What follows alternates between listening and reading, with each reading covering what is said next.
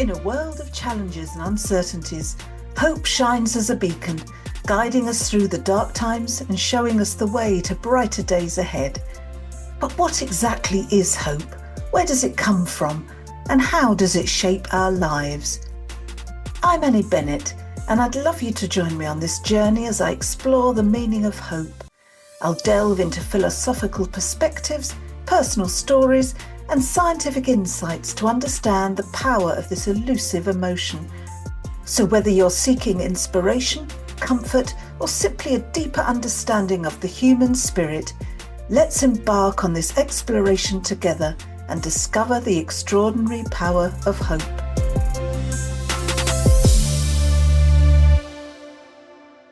Hello and welcome to this episode of the Chronicles of Hope with me, Annie Bennett.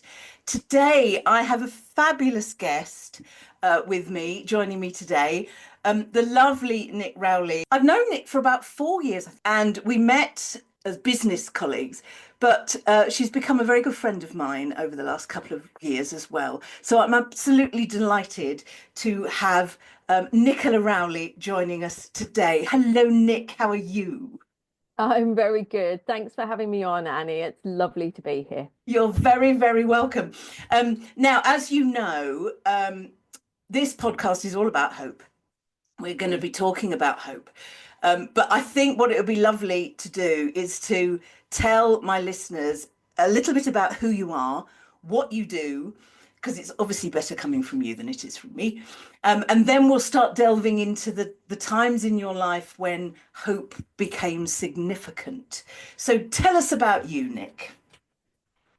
So I'm a PR expert and journalist, and as part of that, what I actually do is I help business owners and brands get seen in the media safely so that they can tell their story strategically and then go on and impact other people's lives through what they do. And when you tell your story, because I'm all about storytelling, that will be like very evident from this chat, Annie. Everything to do with storytelling it just feels like that has been my purpose and my drive, and being able to help others tell their stories. And when you tell your story, what it actually does is it helps others to resonate with you, and it builds trust. They understand where you're coming from. And as a consequence, then they realize how it is that you can help solve the problem that they have.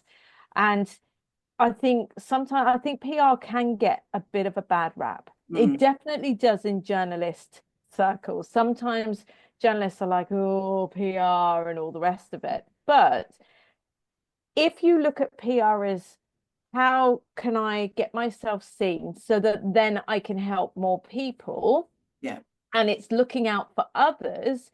That for me is what I think the PR industry is missing out on. I think it's too focused on individuals and brands going, right, I want to be seen. I want to be seen. Okay, but why? Yeah. What is it that you're going to do with that? And if it, for me, if it's just about increasing the bottom line and raising revenue and all the rest of it, and you don't have that altruistic vision to be able to, like, we want to help other people through what we do, I think you're missing a massive trick, because we all thrive and grow when we lift others up. Absolutely. And I think most of the business owners that I know in the circles that we're both in are in it for first and foremost to help people. I mean, I help people who want to, have a business of their own. They might be disillusioned in their career. So I help them do that. And most of the successful business owners I know do the same. They want to help. They give away a lot free. They give a lot of time and advice because they are helping. And you absolutely do that too. You 100% do that. And the storytelling thing is, I mean, before I really knew you, PR for me was, oh, I don't want to go, I thought, first of all, oh, I don't really need it because I've got an audience, which is, of course, nonsense. But then I thought, oh, I don't want to be splashed across the papers and all that kind of stuff. And that was my view of PR. But of course, meeting you and hearing you speak and hearing your training and being part of your training, I really now understand what PR is and how it can, be mutually beneficial between the person having the PR and the person, the ideal client who's watching and listening to it. Yeah, definitely. Yeah. It's never about us. It No. never ever is about us. It's about them and how you can help them. Mm, And I think if you keep yourself as a best kept secret, then no one's ever going to know about you and what you do, absolutely. your business or anything else. Yeah. So yeah, Yeah. it's really important. And apart and because I'm always talking to my bakers, because having had a few PR wins, I'm able to pass that on to them as well. Um, and I say to them, it makes you an authority. It makes you the expert on what you do, and people want that. People want to go to you because you've got that sort of higher level of authority. I mean, particularly with my bakers, they're always worried about Doris down the road who sells £5 cheaper.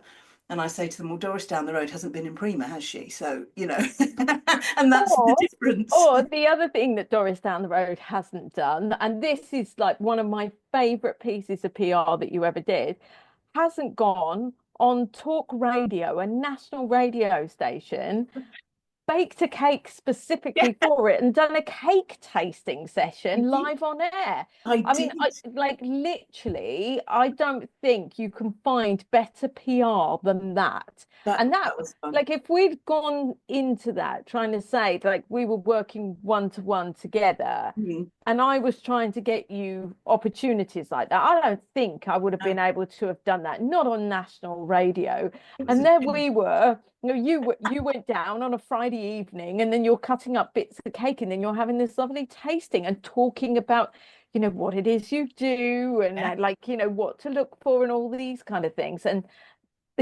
I mean, it did, like, 100% gave you that go-to expert status, yeah. that credibility, that authority, that influence. But it was also a moment of genius It was, on the part of, you know, building relationships, yeah, which is what I do. So I help yeah, also yeah. connect people Oh, with absolutely you do. Yeah, journalists as well. yeah. So I mean, that was fun. I mean, I got so many stories out of that. And one of them was when you went into the building where Times Radio was, which is right next to the Shard. Um, you had to put everything through their airport scanner thing. And they insisted that I put the cake through it. And it only just fitted. And at the end of it, as it was coming out, the machine tipped it over. And you probably could have heard me squeal a good couple of miles away. I was like, oh my goodness, what have you done to it? Because it had all the sugar flowers on it and everything. Luckily, it was okay, but that was a bit of a moment. I bet that was a bit of a moment. It's that heart in the mouth moment where you're like, oh, I've Yes. just stood there for hours making this beautiful Insisted cake. on putting it through. I thought, what do you think I've put in it? I suppose I they guess they have to be safe, don't they? So. absolutely. So tell me, Nick, tell me about, how you got into PR and what you were doing before you made that leap and that decision to focus on it. Well, because everything starts with storytelling, Mm, that's exactly where this all begins. And all I ever wanted to do was find a way to be able to work with stories. So the most obvious career for me was become a journalist. So that's what I did. I ignored the fact that journalists are paid very, very badly, mm, because I just wanted to be able to help, tell stories. So I trained as a journalist. I worked as a journalist for 14 years. When I left the BBC, I'd done all kinds of things. And I ended up as the entertainment reporter for BBC Three.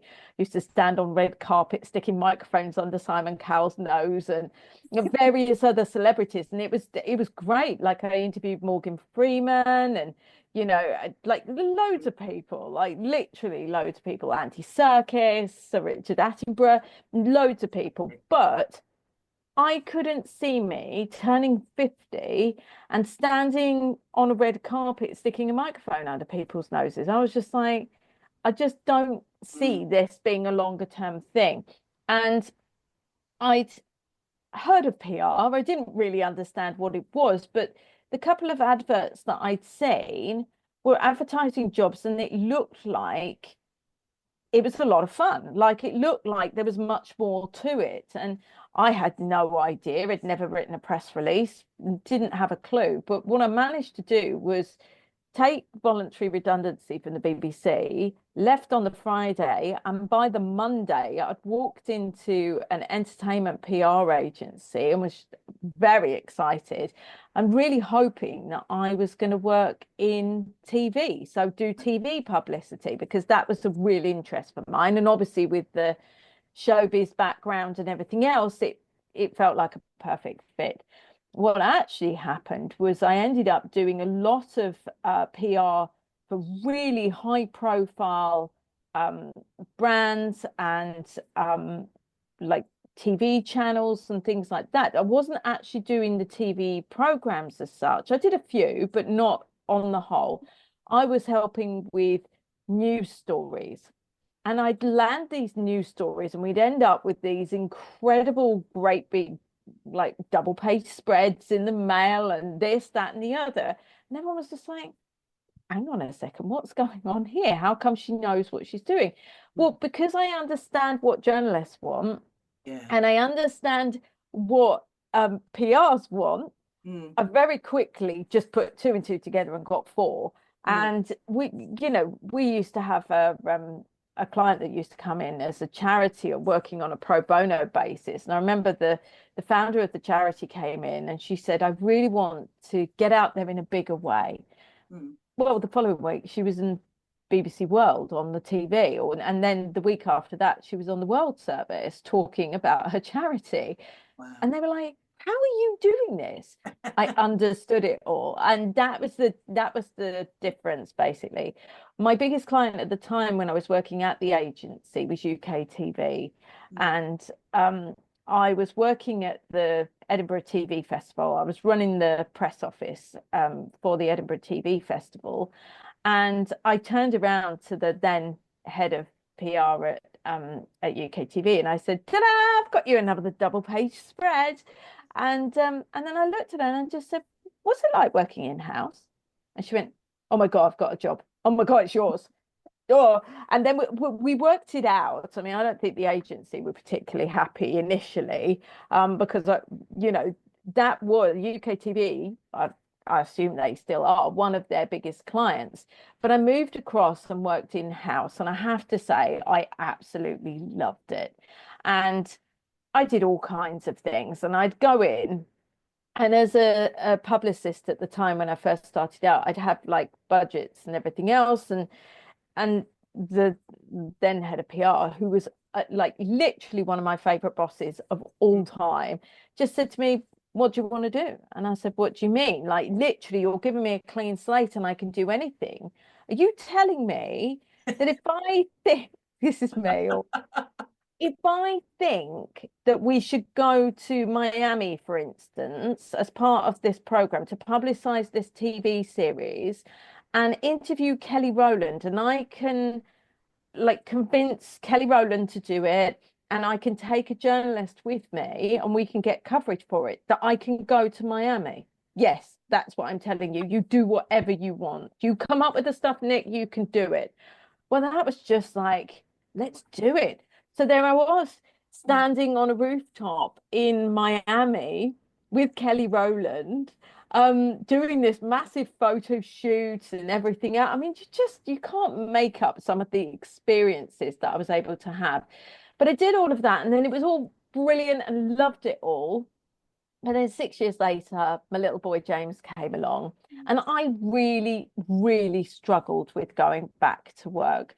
I had severe separation anxiety. I think realistically, I had undiagnosed postnatal depression, and I was really struggling with the whole concept. When I did go back to work, I spent most of my time crying my eyes out in a toilet cubicle because I was just so distraught that someone else was bringing him up. And I remember that the health visitor at the time, right initially, she looked at me and she said, "You're a brilliant mum." She said, I can see that. The way that you are taking songs and you're changing the lyrics to work for him and you're coming up with all this stuff and you're doing all of this. She said, I'm just really worried about you because you've lost you. Right. And I think that that happens so often with mums in particular. It Mm. can happen at any stage of our lives, but I'd lost my own identity and somehow I needed to get it back. But there was part of me that was so invested in this little boy and this baby Mm. that I was just like, I don't know how to do this. Kind of very long story short. And I basically took redundancy and then I had to come up with a plan. Mm. And that plan basically to help me with my own mental well-being was I'm going to look for a maternity cover contract. I don't want a full-time job. I think small steps for me to get me Mm. back to where I need to be. I ended up going back to the BBC and it was it's now BBC Studios. It was BBC Worldwide. And they said to me, don't worry, you won't be doing any traveling. Mm. I was overseeing the PR for Central and Eastern Europe, the Middle East, and Africa. Hmm. Within 2 weeks, I was literally overseeing the Stig going around a racetrack in Africa um, for Top Gear, for the launch of Oh, Top Gear. wow. Mm. And it kind of went from there that I like he was 2 at that point, and I was just like, this is crazy, but I'm really glad that there's an end in sight and I can do this because there's an end in sight. After that, I ended up going into Thorpe Park. I was the head of PR at Thorpe Park, Yes. Yes. and I loved that job. That was the It best job does sound fun ever. from what you It tell was me so that. much fun. Basically, it was me hanging out with lots of celebrities that used to come around the park, securing all the coverage, getting the camera crews and the photographers into the park, making sure that everything ran smoothly. We got loads of coverage, launching things, coming up with crazy ideas like putting zombies at the top of roller coasters and putting girls from Love Island on a roller coaster in their bikinis and flip-flops. And it was, you name it, we came up with it and we did things, and it was so much fun. But I always knew that because I'd worked so much up to that point, I wanted to be the mum on the school gate. So I went into the job, although I like went in there and said, "Oh yeah, this is like I can't wait, and I'm here for the long term and everything else." I knew it was a year because he was starting school in the September. So I quit my lovely job, which I adored, Mm. because I couldn't see how the hours, it was very time intensive, I think is Yeah. the best way to put Yeah. it. So I quit. I did freelance for them to get them through Fright Nights 2018, which is like their biggest point in the calendar for the park. And I went freelance. So I was freelancing a bit for Thorpe Park. I was working for another lady who had approached me who was running her own agency. She asked me to help her. That was great. And then on the 31st of October 2018, I was on the set of This Morning because I'd got all of the scare actors from Thorpe Park like on set, and they were like, they were there with the presenters and everything else. And it was brilliant. It was a really lovely piece of PR. And I got a text on my phone saying, I'm really sorry, I can't pay you next week. There was no warning whatsoever. And my heart just sank because that Oh, my money word. was all I had coming in. I hadn't been able to look for other things because I'd been told it was an ongoing thing and it was, longer term and all the rest of it. My contract with Thorpe Park had just ended literally on that day. And then I was being told there was nothing else. And because I wanted to be the mum on the school gate, yes, I could have gone straight back into another PR agency, Mm. but that wasn't what I wanted to do. What I wanted to do was be present and be there for him. And I remember taking him along to, they used to have these things called play ball where they're like after school clubs where you can go and hit a ball and get your coordination and your Right. Mhm. motor skills Motor and everything skills. else Yeah. up. Yeah. Yeah. And I remember standing there, and it was the first time that he'd ever been able to do clubs or anything else. He hadn't been in nursery full time and anything else. Mm. And I remember standing there one Monday. Well, it used to happen every Monday, actually, in fairness. Mm. And like my tummy was like churning the whole time because I'm thinking, how on earth am I going to be able to do this? Like, where's the money coming from?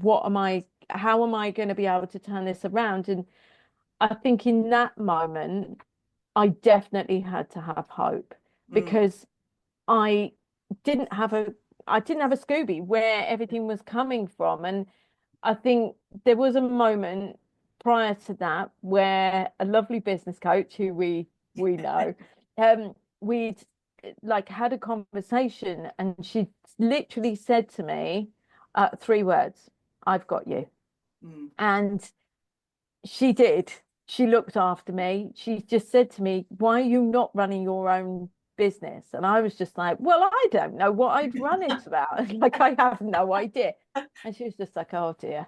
Goodness me, And she yeah. went, "Yeah, by any chance?" I was like, "Well, I suppose, but what would people want?" And she was just like, "Right, okay. First of all, they will want this, and Yeah. then they will want this, and then they will want this." Oh, right, okay.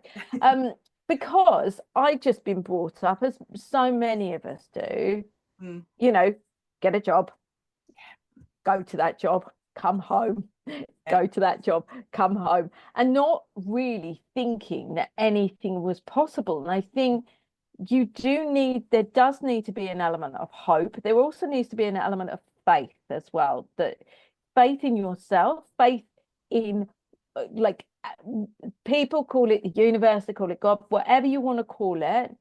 I had to have faith that this was all going to work out Yeah. because otherwise, like, I would literally just sit there going, I have no idea. Mm. And yeah, very quickly it started to work. And there were moments where I was just like, oh gosh, this isn't necessarily going in the right direction. Or, you get to the point where some people default on payments and things Oh, like yes. that. Yeah. And that left me in quite a bit of a bind. So what I decided to do was to take on a role where I could work 3, 4 days a week. I think it was 4 days a week and 3 days in the office, 1 day at home, Right. and then balance it that way. And then I did that going through. And I did that I think I had that role. I only did it for about 4 months, I think it was, because I'm a big believer that if you don't feel valued, Mm. get out. Like, Mm. if you're not Oh, valued at all, and I didn't feel absolutely. valued, so Mm. I left, but I walked straight back into another agency who were run by a lovely team, a husband and wife. It was a smaller agency, Mm. but they also said, what do you want to be paid? What kind of hours do you want to work? What kind of holiday do you need? And I just said, this is what I'm after. And they said, okay, great. And I Fabulous. was like, brilliant. So Fabulous. Mm. it worked really well for that time. But they reached a point where actually the business was growing so much behind the scenes in between me working for them that actually I could replace what I was earning elsewhere. And at that point, I just went full time. Yeah. Wow. It's such an interesting. I mean, it's very similar to, in a certain way, to mine. You're in a job and you think, what can I do? I can't do anything else. And it takes someone else to go, excuse me. Oh, I needed that. I Yeah. seriously, Can you someone else imagine? had previously said to me, a career coach had previously said to me, I don't understand why you're not running your own business. And Mm. I think because she spoke to me, and it was around the time we were just taking the redundancy from UK TV, I think I wasn't ready because I'd been on maternity leave. And it's like anything, when you go on maternity leave and you take a year away from something, your confidence is really low. Yeah. You're not feeling 100% like, yes, I can do this, I can smash it out of the Yeah. ballpark, because you're kind of still like quite tentative. You want to get back Yeah. into You think everyone else building. has moved on and you're still where you were a year ago. Yeah, I know that. Exactly that, exactly that. And I think I was just I do think to a certain extent when I went back, I was a shell of my former self. Mm. And I do think that that was all to do with the mental well-being Yeah, side of yeah. things as Oh, well. definitely. I mean, it does have a big effect. I mean, when I had my first daughter, Heather, there was definitely an element of postnatal depression going on, because it's such a big adjustment, isn't it? Oh, it's huge, huge. It's you. I found that the biggest thing was, personally, was that the lack of control. I am a bit of a control freak, and I like to do things my way. But once you've got a little baby there, no, I'm sorry, you can't go to the loo because you've got a little baby that's crying and needs you. You can't go make a cup of tea because you need to be. Um, and I found that quite difficult. So yeah, so at what point did you then was it a conscious leap from, right, I'm not going to be employed anymore and I'm going to build my business, or was it a gradual thing, or how did it go? We had COVID. That Of is, the wonderful world of COVID. But we're talking January 2021, and Boris Johnson decided, with little to no notice whatsoever, that we were going on another lockdown.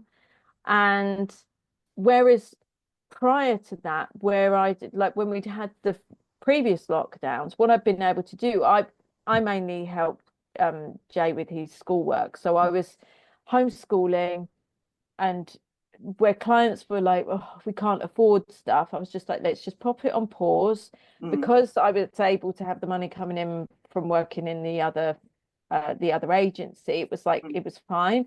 mm, And then basically what I did was, I could just carry on and I could manage those two. When the business came in and I launched the membership in 2020, and it was really taking off and it was mm, doing brilliantly and everything else, um, it was all becoming a bit too much of a juggle. And when Boris basically said, right, that's it, no one's going back to school, I was just like, oh my gosh. I was about to do a launch of the membership again. mm, And I was just like, how on earth am I meant to do this? Manage his lessons, mm, you know, still be there for the agency. And it was all getting a bit too much. mm. So I think fate intervened, the universe intervened on Yeah. my behalf. And there were a few moments where it was like, is this gonna work? Is this not gonna work? Um, but actually, since then, like everything has taken off. And I think Mm, it's like anything, you have to make that choice until you go full time into something.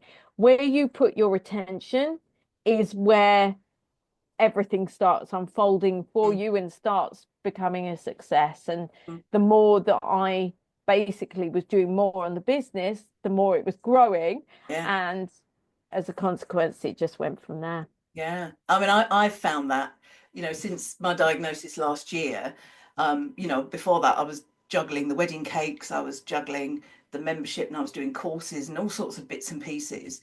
But now that I've streamlined it and simplified it, and it's just my membership now, it's growing because I'm able to focus on it and have that input into just that and nothing else, just that, you know. Yeah. And that's a couple of days a week, and then of course the rest of the time I'm Chronicles of Hooping, lots of things to do with that, which I absolutely love.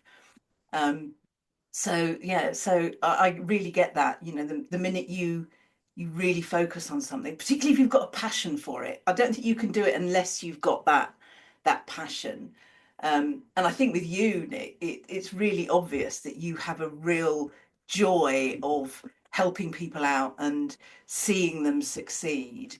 Um, and your love of stories from childhood, uh, means that you're a creative person, which is why you come up with all these amazing. I mean, some of the stories you've told of some of the things that you set up when you were, at Thorpe Park and various places. Like, oh my goodness, you did you? It was just fun. It was just so much fun. And I think obviously that has then gone forward in terms of, and I think this is really important for anyone that's listening as well, is that you don't put parameters in place. Yeah. You can do anything, be anything, and achieve anything. You just have to think as big as possible. And I think too often we kind of put ourselves in boxes and say, okay, well, that's all I'm going to do. Why?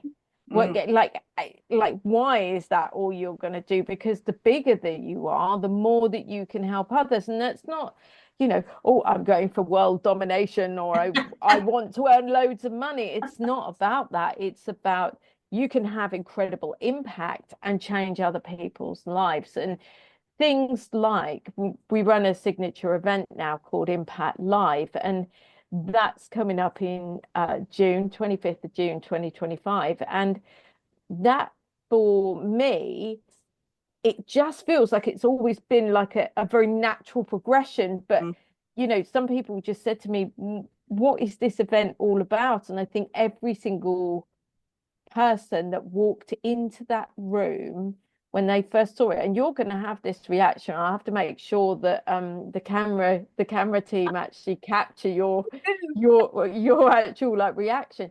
They gasped because like literally it's not a case of a room that's just in a hotel, mm. in the basement, windowless, you're in a like basement, you've got a few speakers and thanks very much. It's a whole experience from start to finish. And Oh, right. the way that the room looks, like we build a stage, we get like we've got backdrops, we've got everything. um it's just incredible. But that's come from not limiting Mm, and not thinking, oh, how small can I play? It's what can I do to change the lives for other people? And I think when you're always thinking like that, yeah. then big things happen. And it's the same with Rainbow House Publishing. So last year I launched Rainbow House Publishing, which is a publishing house for stories written by children for children aged 7 to 12. And it's to drive self-belief in them, because Mm, the more self-belief that you've got, the more hope that you have for the yeah. future, the more that you actually take that on board and actually are able to take that growth mindset with you, because you know that anything's possible, because you've become a professionally published author at a very young age. Yeah, yeah, it's fabulous. It's just fabulous. I mean, the first book that you published, I think have you published it via Rainbow House, or was it It um was via Rainbow was House, via yeah. Rainbow House? Yes, Jay's first book, which is just amazing. I mean, Sock Sloth is epic. I Sock love it. Sloth and the Lunar Blades. And yeah, I've got a copy in front of me actually, Excellent. like here. You But have you've it's definitely just got to it's brilliant. merch Sock Sloth toys. Definitely, you can get. I know. Like there's so much to it. Mm, And like even now, I'm in the process of going through his second book, and it's just like his imagination is just yeah, firing on off all on these cylinders. And I'm just like, I think children really do have the capacity. They've not had that point where they're limited. They have that capacity to just be like, what about this? And what about yeah, that? And yeah. that's why I think that Rainbow House is so special, because we Fabulous. can harness that and bring that to the Absolutely. world. And I think, having been in teaching for 30 years, and particularly towards the end of it, when so much creativity was just killed, and it really broke my heart, to see that my expectations in the class was, oh, they've got to be writing for 40 minutes. You're not teaching them about creative, you're not allowing them to be creative. They've just got to literally put pen to paper for 40 minutes. Doesn't matter what's on it, they've just got to have the writing stamina. And I'm like, well, where am I teaching them about words? Where am I teaching them about, oh no, you haven't got time to do any of that, because it's at the end of the day, that's what the SATs require. It's just I destroying, just, yeah, and that is such a shame. I heartbreaking. think, I mean, Jay's very, very lucky. Mm, He's been a big reader right from the very yeah, get-go. And if you, like anyone's listening and they've got children and they want to get them to be a better writer, you got to get them reading, because absolutely. you Absolutely. you pick up so much through reading and how different authors Mm. put together stories and everything else.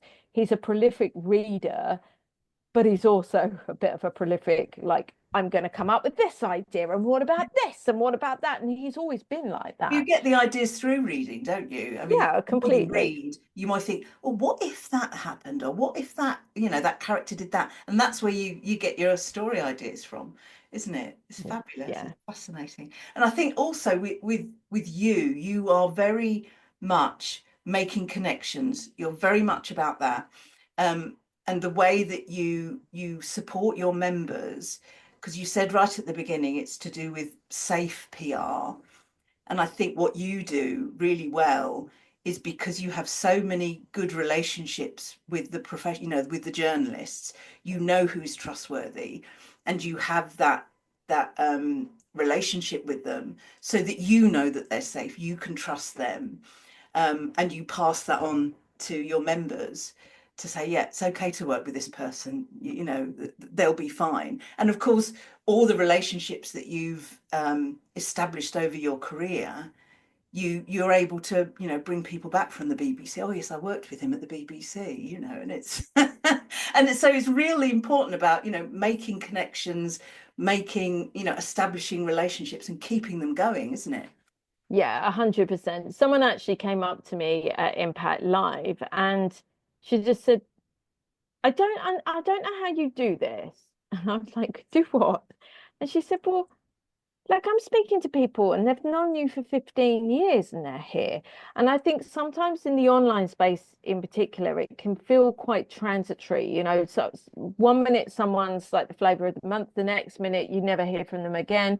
They're there for like 1 second. They're all like, oh, everyone's making a big song and dance about it. And then you never hear from them again. They disappear, close down the business. They go off and I don't know, whatever they do. They go and do something completely different.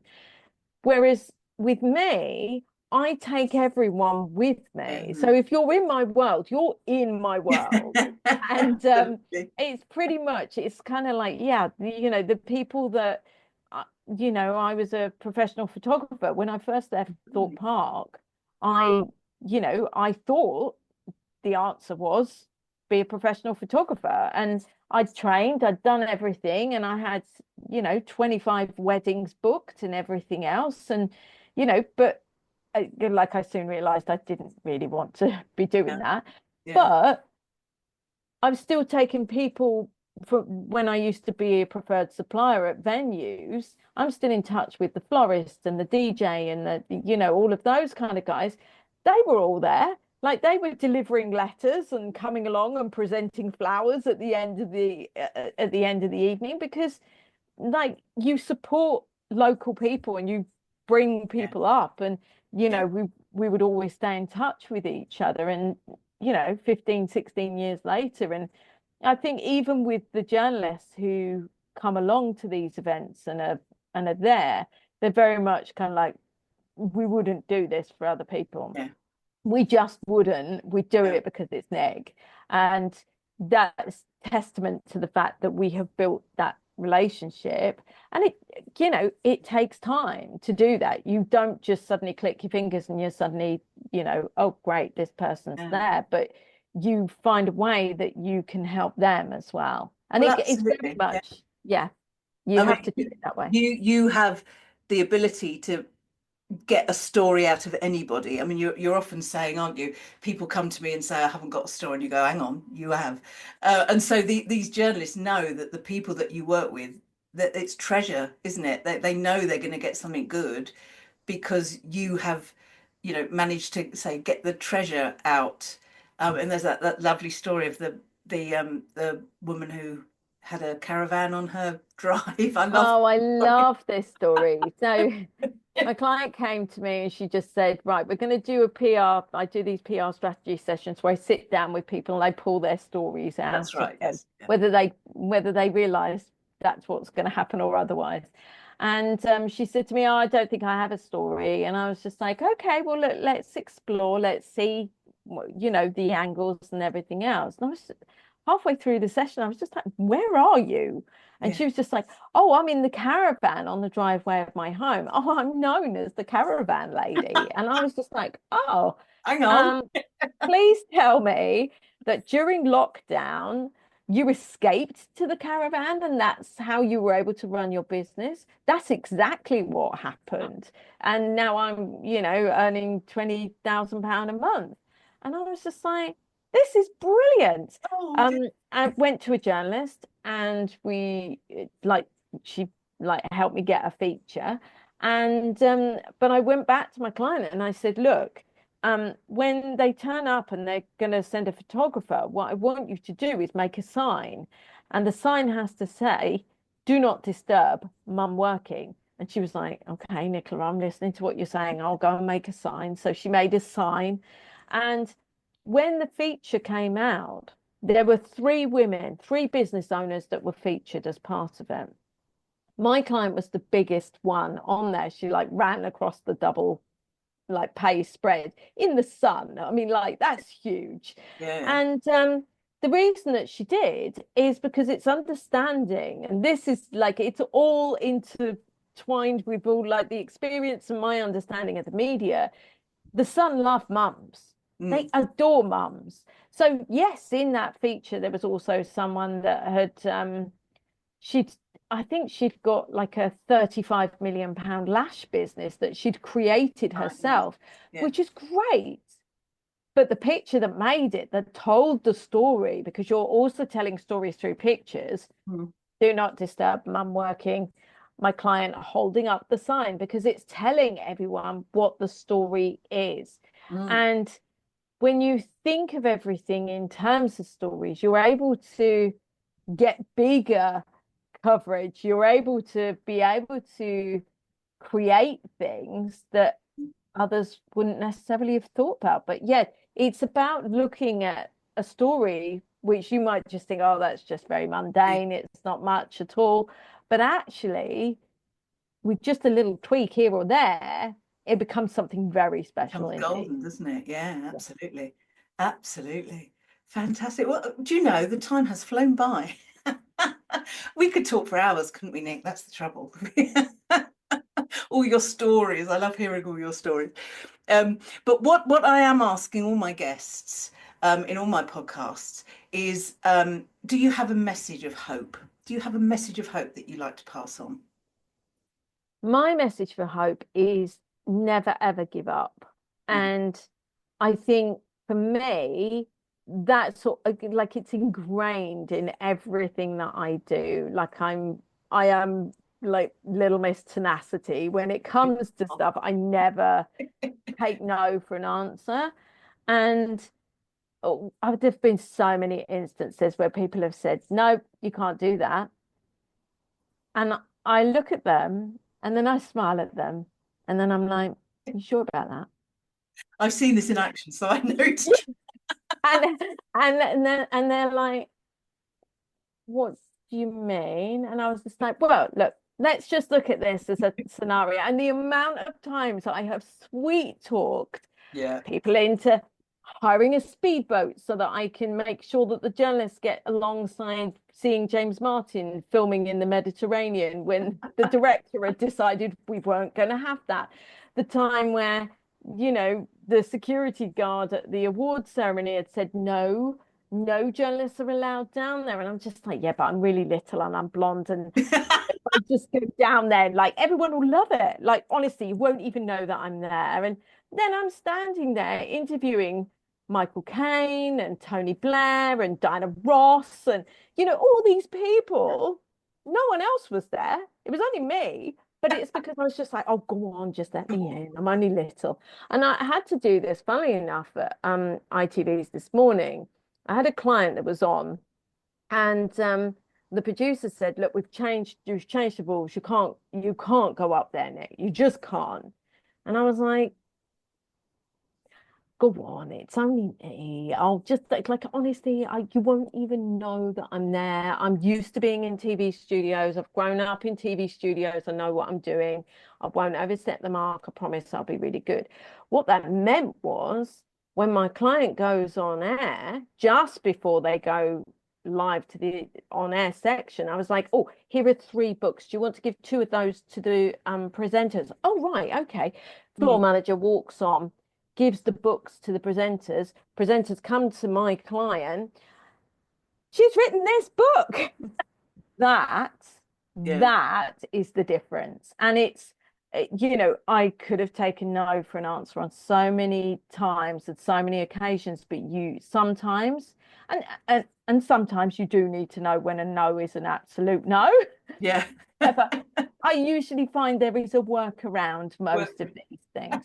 And I just think, don't ever give up on something that you want to do. If you get a no, okay, it's a not just yet. It's never like a definitive door in your face, and it's never going to open. Yeah. And that's why I love having you on my team. Excellent. Oh, it's just been so lovely talking to you today, Nick. So if any of my listeners are interested in finding out about PR or Rainbow House Publishing, indeed, how can they get in touch with you? I'm on Instagram at Nicola J Rowley PR, and you can find we've got rainbowhousepublishing.com. I've got nicolarowley.com for the PR side of things. Yeah, like I would just use nicolarowley.com and rainbowhousepublishing.com, and all the details are on there, contact details, etc. And yeah, we'd love to hear from anyone that's thinking in whatever capacity getting their story out there. Yeah, fabulous. We will put all those in the show notes. So just look at those, and all those links will be there. Nicola Rowley, thank you so much for joining me today. Thank you. Thank you for listening to the Chronicles of Hope podcast with me, Annie Bennett. I hope you've found inspiration, comfort, or perhaps even a newfound perspective around the meaning of hope.